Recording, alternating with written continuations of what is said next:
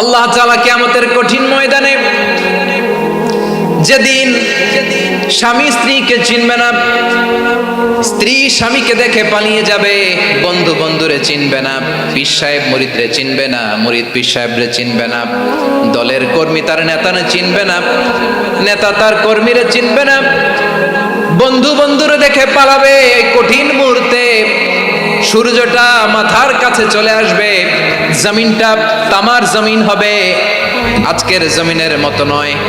মানুষ ঘর্মাক্ত, ক্লান্ত, শ্রান্ত মাথার মগজগুলো কানের ছিদ্র আর নাকের ছিদ্র দিয়ে বেয়ে বেয়ে পড়বে। বিশ্বনবী ফরমান, ময়দানে 7 শ্রেণীর ব্যক্তিকে রব্বুল আলামিন তার আরশের নিচে ছায়া দিবেন। তার মধ্যে প্রথম শ্রেণীর ব্যক্তি হলো ইমামুন আদিল।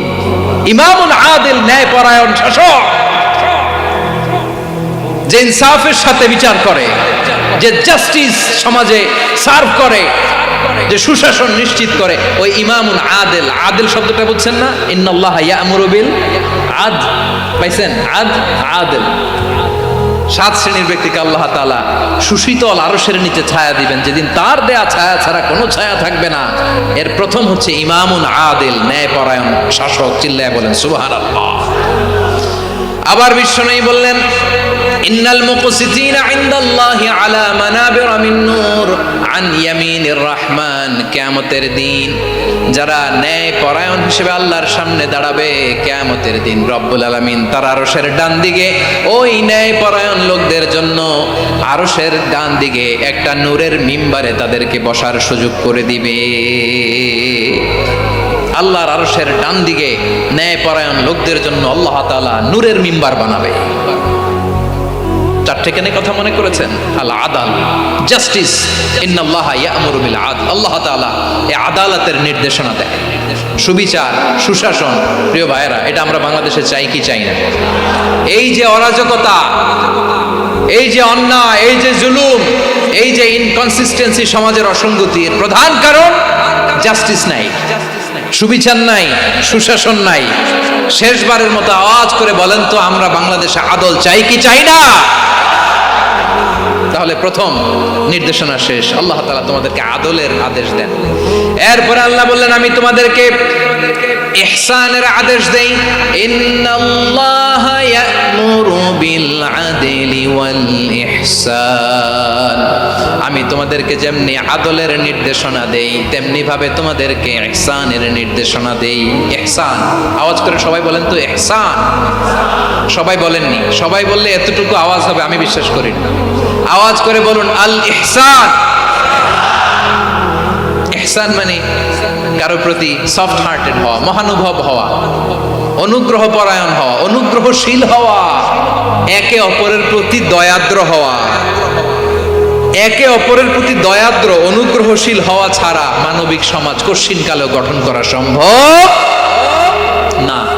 প্রিয় ভাইয়েরা, সুন্দর আচরণ দিয়ে, ইহসান দিয়ে যা জয় করা যায়, নরম আচরণ দিয়ে যেটা অর্জন করা যায়, কঠোরতা দিয়ে সেটা পারা যায় না। বিষ্ণু ঈসা ইসলাম ইহসান দিয়ে, কোমল আচরণ দিয়ে, তার অনুগ্রহ দিয়ে তিনি অনেক কাফিরের হৃদয়কে জয় করে ফেলেছেন। সাইয়েদনা সুমামা ইবনে উসাল রাদিয়াল্লাহু তাআলা আনহুর কথা মনে পড়ে যায়। তিনি ছিলেন ইয়ামামার বাদশা। মদিনাতে বিশ্বনবীকে হত্যা করার নিয়তে এসেছিলেন। গোপনে গোপনে বিশ্বনবীকে হত্যা করে আবার ইয়ামামাতে তিনি ফিরে যাবেন। কিন্তু কি অবাক করা কাণ্ড, হত্যা করতে পারে নাই, সাহাবাদের হাতে তিনি ধরা পড়ে গেলেন। সাইয়েদনা সুমামা ইবনে উসাল রাদিয়াল্লাহু তাআলা আনহু হত্যার নিয়তে আসলেন, কিন্তু হত্যা করতে পারলেন না। সাহাবারা ওনাকে ধরে ফেললেন, ধরে মসজিদে নববীর পিলারের মধ্যে বেঁধে রাখলেন। সুমামা ইবনে উসাল, সিরাত থেকে শুনেন, সিরাত থেকে শোনাচ্ছি।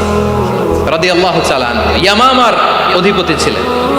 ইয়ামাম বিশ্বনবীকে হত্যার জন্য আসছেন, ধরা পড়ে গেছেন, এখন মসজিদে নববীতে বেঁধে রাখছেন, তার মানে বন্দী। এখন স্ট্যাটাস কি? বন্দী, ক্যাপটিভ। তো বিষ্ণু ইসা ইসলাম সাহাবাদেরকে বললেন, তার খোঁজ খবর নিও। সুমামা ইবনে উসালের খোঁজ খবর নিও। সাহাবারা বলেন, ইয়া রাসূলুল্লাহ, আপনাকে হত্যা করতে এসেছে, তার তো কঠিন ক্যাপিটাল পানিশমেন্ট হওয়া দরকার, কঠিন শাস্তি হওয়া দরকার। বিশ্বনবী বললেন, না, আমি যেটা জানি তোমরা সেটা জানো না, তোমরা সুমামার সাথে ভালো আচরণ করো। বিশ্বনবী সুমামার কাছে গেলেন। প্রথম দিন যে তিনি কালেমার দাওয়াত দিলেন, ইমানের দাওয়াত দিলেন, ইসলামের দাওয়াত দিলেন, রিসালাতের দাওয়াত দিলেন, আখিরাতের দাওয়াত দিলেন। পরের দিন যে বিশ্বনবী সালাতের দাওয়াত দিলেন, যাকাতের দাওয়াত দিলেন, ইসলাম কি, কিভাবে, কেমন করে পালন করতে হয় চমৎকার আর্টিকুলেট করতে শুরু করলেন। তন্ময় হয়ে সুমামা ইবনে উসাল রাদিয়াল্লাহু তাআলা আনহু বিশ্বনবীর কথাগুলো শুনতে আরম্ভ করলো। একদিন নয়, 2 দিন নয়, টানা 3 দিন বিশ্বনবী সুমামার কাছে ইসলামকে প্রেজেন্ট করেছেন, উপস্থাপন করেছেন। আওয়াজ করে বলেন, কয় দিন? 3 দিন। 3 দিন মসজিদে নববীতে বাধা। আর সাহাবীদেরকে বললেন, তার খোঁজ খবর নিও, তোমরা যে রুটি বানাও এর মধ্যে সবচেয়ে ভালো আটার রুটিটা তারে দিও, সবচেয়ে রিফাইন্ড খেজুর, যেটা পিওর খেজুর, এটা তারে দিও। আর বিশ্বনবী নিজের উট থেকে দুধ দহন করে ওনার বাড়ির এক কর্মচারীকে বলেছেন, দুধ দহন করে সুমামার জন্য নিয়ে যে। সুবহানাল্লাহ পড়বেন না? সবাই তো অবাক, ইয়ামামা থেকে আসছে নবীকে হত্যা করতে, বিশ্বনবী দেখে তারে জামাই আদর করে, তাকে মজার মজার খাবার দিও, দুধ দিও, আদর আপ্যায়ন করো। একদিন নয়, 2 দিন নয়, টানা 3 দিন বিশ্বনবী এভাবে সুমামার কাছে যেয়ে ইসলামকে প্রেজেন্ট করতে আরম্ভ করলেন, ইসলামকে উপস্থাপন করতে শুরু করলেন। আর তাকে চমৎকার এন্টারটেইনমেন্ট, আপ্যায়ন দিতে আরম্ভ করলেন। টানা 3 দিন যখন ইসলামের দ্য বিউটিজ অফ ইসলাম, ইসলামের সুমহান বাণী, সৌন্দর্য তার কাছে উপস্থাপন শেষ, তাকে আপ্যায়ন শেষ, বিশ্বনবী বললেন সাহাবাদেরকে, যাও এবার সুমামার হাতের পায়ের রশি দুটো খুলে দাও। সাহাবারা বললেন, ইয়া রাসূলুল্লাহ, কি বলেন আপনি? ও তো হত্যাকারী,